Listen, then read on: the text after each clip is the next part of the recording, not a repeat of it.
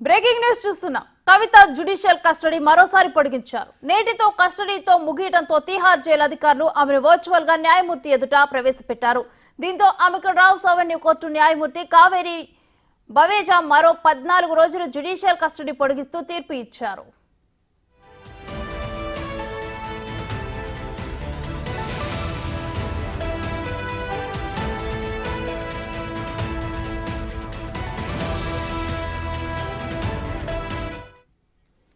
ఇక ఇదే అంశానికి సంబంధించి మరింత సమాచారం మా ఢిల్లీ ప్రతినిధి శివ ఫోన్ లైన్ ద్వారా అందిస్తారు.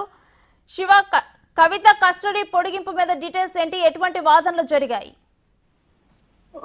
ఢిల్లీకి పోవాల్సి ఈడీ మనీ లాండరింగ్ కేసులో అలాగే సిబిఐ కేసులో అరెస్ట్ అయ్యి ప్రజెంట్ జ్యుడిషియల్ కస్టడీలో భాగంగా తిహార్ జైల్లో ఉన్నారు కవిత. నేటితో కవిత జ్యుడిషియల్ కస్టడీ ముగిసిన నేపథ్యంలో 2 గంటలకు తిహార్ జైలు నుంచి వర్చువల్ గా రౌస్ అవెన్యూ కోర్టు న్యాయమూర్తి కావేరి బవేజా ముందు తిహార్ జైలు అధికారులు హాజరుపరిచిన నేపథ్యంలో ఈడీ తరఫున న్యాయవాదులు మరో 14 రోజులు కస్టడీ పొడిగించాలని కోరిన నేపథ్యంలో ఈడీ అధికారుల వాదనలకు ఏకీభవించిన న్యాయమూర్తి కావేరి బవేజా మరో 14 రోజుల పాటు కవిత జ్యుడిషియల్ కస్టడీ పొడిగిస్తున్నట్లు ఆదేశాలు ఇచ్చారు. అంటే జూన్ 3 వరకు కవిత జ్యుడిషియల్ కస్టడీ పొడిగించినట్లుగా కూడా న్యాయమూర్తి కావేరి బవేజా ఆదేశాలు జారీ చేశారు. ఇక జూన్ 3 వరకు కూడా కవిత తిహార్ జైలు ఉండబోతున్నారు. ఈలోపు మే 24లో కవిత దాఖలు చేసిన బెయిల్ పిటిషన్లపై సిబిఐ ఈడీ కేసు నుంచి బెయిల్ పిటిషన్ దాఖలు చేశారు. దానిపై ఢిల్లీ హైకోర్టులో 24వ తేదీన విచారణ ఉంది. ఇక మే 10వ తేదీన కవితకు సంబంధించిన ఈడీ కేసులో ఈడీ అధికారులు ఛార్జ్షీట్ దాఖలు చేశారు 8,000 పేజీలతో. ఆ ఛార్జ్షీట్ కు సంబంధించి ఈ రోజు కాగ్నిజెన్స్ లోకి తీసుకోవాలా లేదా అనే దానిపై వాదనలు ప్రతివాదనలు కొనసాగుతున్నాయి. ఇటు కవిత తరఫున